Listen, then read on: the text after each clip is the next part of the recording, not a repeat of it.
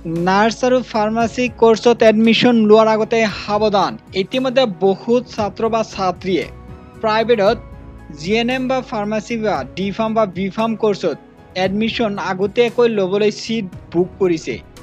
সেইসকল ছাত্ৰ ছাত্ৰীক ইম্পৰ্টেণ্ট কিছুমান তথ্য এই ভিডিঅ'ৰ জৰিয়তে জনাই দিয়া হ'ব।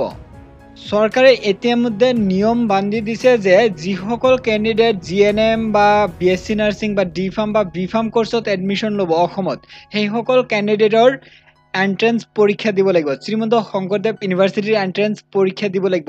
সেই পৰীক্ষাত কিন্তু 5 নম্বৰ পাব লাগিব, যিটো 5 মাৰ্ক মানে ধৰি দিছে, নিৰ্ধাৰণ কৰি দিছে এটা নম্বৰ। সেই নম্বৰত যদি তলত পায় তেতিয়াহ'লে কিন্তু কেণ্ডিডেট এডমিশ্যন ল'ব নোৱাৰিব। ইতিমধ্যে বহুতে মানে কি কৰিছে, এডমিশ্যন ল'বলৈ 10,000, 20,000 বা 30,000 টকা খৰচ কৰিছে, মানে এডমিশ্যন ল'বলৈ চিট বুক কৰিছে। যে যেতিয়া এন্ট্ৰেন্স পৰীক্ষা দিব, দিয়াৰ পিছত ফলাফল ঘোষণা কৰিব, তাৰ পিছত এডমিশ্যন ল'ব।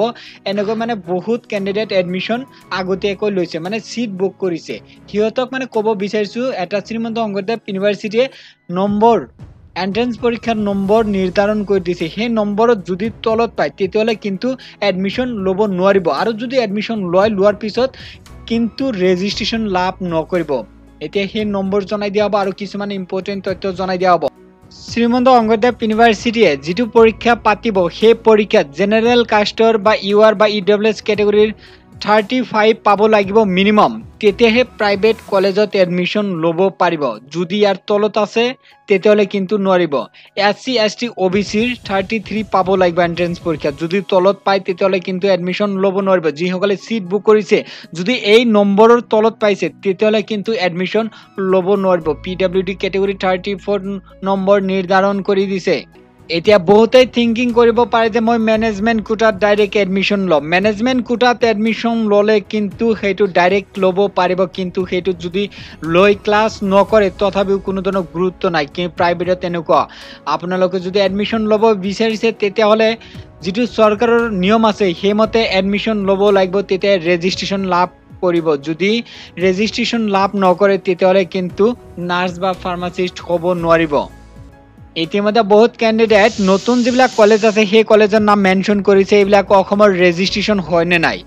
ইয়াতে কিছুমান কলেজৰ নাম আছে, Asian mission institute of nursing, এইটো বৰপেটা ডিষ্ট্ৰিক্টত হৈছে। জিএনএম নাৰ্ছিঙৰ কোৰ্চৰ মানে এইটো ইনষ্টিটিউট হয়, এইটো নতুন ইনষ্টিটিউট। আৰু এটা আছে national institute of nursing Darrang ডিষ্ট্ৰিক্টত আছে, ইক্ৰা একাডেমি অফ নাৰ্ছিং নগাঁৱত আছে। এইবিলাক নতুন হয়। এতিয়া বহুতে কৈছে যে নতুনবিলাকত এডমিশ্যন ল'লে টিচিং কেনেকুৱা হ'ব। নতুনবিলাকত টিচিং ইমান মানে প্ৰপাৰ নহ'ব পাৰে, কাৰণ নতুনকৈ অপেনিং কৰিছে বা 1 বছৰ হৈছে বা 2 বছৰ হৈছে, এনেকুৱা হৈছে। এতিয়া মানে এডমিশ্যন ল'বলৈ কেণ্ডিডেটৰ অসমত যিবিলাক টপ আছে বা অসমত আগতে মানে পুৰণা যিবিলাক আছে সেইবিলাক মানে নাৰ্ছিং কলেজ বা ফাৰ্মাচিষ্ট কলেজত এডমিশ্যন ল'ব লাগিব, তেতিয়া কেণ্ডিডেট প্ৰপাৰ টিচিং পাব, তেতিয়া মানে শিকিব পাৰিব কেণ্ডিডেট। যদি এডমিশ্যন লয় নতুনবিলাকত কি হ'ব, এডমিশ্যন ফিটো কমাই দিব, দিয়াৰ পিছত বহুতে এডমিশ্যন ল'ব। লোৱাৰ পিছত যদি টিচিংটো ভাল নাপায় তেতিয়াহ'লে কেণ্ডিডেটৰ মানে শিক্ষা যিটো আছে সেই শিক্ষাটো লাভ নকৰিব। তাৰ পিছত যিটো পৰীক্ষা পাতিব চৰকাৰে, ৰেজিষ্ট্ৰেশ্যন ল'বলৈ এতিয়া এটা পৰীক্ষা পাতে প্ৰত্যেক বছৰত, জিএনএমত পাতিব বুলি নটিচত উল্লেখ কৰিছে। মানে এতিয়াৰ পৰা জিএনএমত মানে কোৰ্চ কমপ্লিট হোৱাৰ পিছত এটা পৰীক্ষা পাতিব, সেই পৰীক্ষাটোত পাছ হ'ব লাগিব।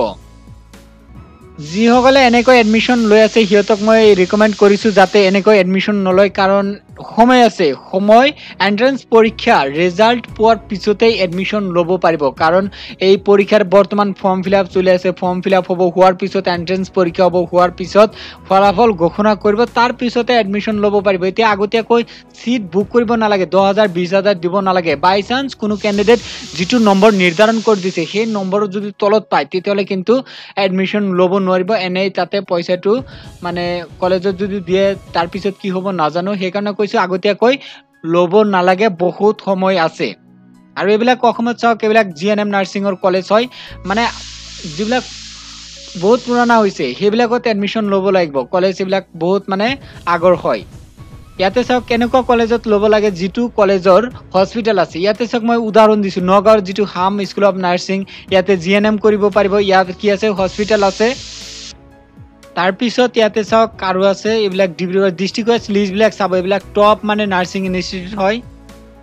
নামবিলাক লিখি ৰাখক বা স্ক্ৰীনশ্বট কৰি ৰাখক যিসকলে মানে প্ৰাইভেটত ল'ব বিচাৰিছে। নামবিলাক লিখা আছে ডাউনটাউন গুৱাহাটীত আছে তাৰপিছত নেপনি আছে কামৰূপ মেট্ৰ গুৱাহাটীত এইবিলাক মানে টপ মানে নাৰ্ছিং কলেজ হয় আৰু যিবিলাক মই নাম কৈছে এইবিলাক নতুনকৈ হৈছে এইবিলাক টিচিং যদি ভাল হ'ব না নাই এতিয়ালৈকে কোনো ধৰণৰ ফিডবেক পোৱা নাই ক্যান্ডিডেটৰ এইবিলাক চাওক এইবিলাক মানে বহুত মানে আগৰ পৰা মানে কলেজ এইবিলাক হয় এইবিলাক মানে বহুতে পাস আউট কৰি জব কৰি আছে এইবিলাক বহুত পুৰণা নাৰ্ছিং কলেজ হয় এইবিলাক নামবিলাক লিখি ৰাখক যদি কোনোবাই ল'ব বিচাৰিছে নতুন বিলাকত মানে মই ৰিকমেন্ড কৰা নাই কাৰণ টিচিং ভাল নহব পাৰে এডমিশন ফিটো কমাই দিব টিচিংটো মানে বেয়া হ'ব পাৰে মানে এনেকুৱা যদি ষ্টাফ থাকে যে নতুনকৈ আৰম্ভ কৰিছো ষ্টাফ এনেকুৱা যদি ফেকাল্টি ৰাখে পিছত প্ৰবলেম হ'ব পাৰে প্ৰ্যাকটিক্যালি বা থিওৰি যদি অলপ মানে প্ৰবলেম হয় তেতিয়ালে ষ্টুডেন্ট প্ৰপাৰ মানে যেটো শিক্ষা নাপাব সেইকাৰণে কৈছো ইয়াতে চাওক অসমৰ ভিতৰত বহুত আছে এতিয়া নতুন কোনবিলাক চাওক এইবিলাক নতুন হৈছে মিৰ্জা তাৰপিছত এইবিলাক মিৰ্জাত হৈছে তাৰপিছত এইয়া Asian mission institute of nursing বৰপেটাত হৈছে এইবিলাক নতুন হৈছে national institute of nursing Darrang ডিষ্ট্ৰিক্টত হৈছে এইবিলাক চাই ল'ব নতুন কোনবিলাক হৈছে এইবিলাক আসাম নাৰ্ছিং কাউন্সিলৰ ৰেজিষ্ট্ৰেচন হয় কিন্তু নতুনকৈ হৈছে ছাত্ৰ ছাত্ৰী ফাৰ্মাসি বা ডি ফাৰ্ম বা বি ফাৰ্ম বা জিএনএম হওক বিএসসি নাৰ্ছিং হওক যিবিলাক অসমত মানে আগতে মানে স্টাৰ্ট হৈছে কলেজ সেইবিলাকত ল'ব লাগিব কাৰণ ইহঁতৰ তাত মানে কি হ'ব এডমিশন ফিটো বেছি হ'ব পাৰে কিন্তু প্ৰপাৰ যেটো শিক্ষা আছে হেতু লাভ কৰিব নতুন যেটো হৈছে এইবিলাকৰ আমি কোনো ধৰণৰ ফিডবেক পোৱা নাই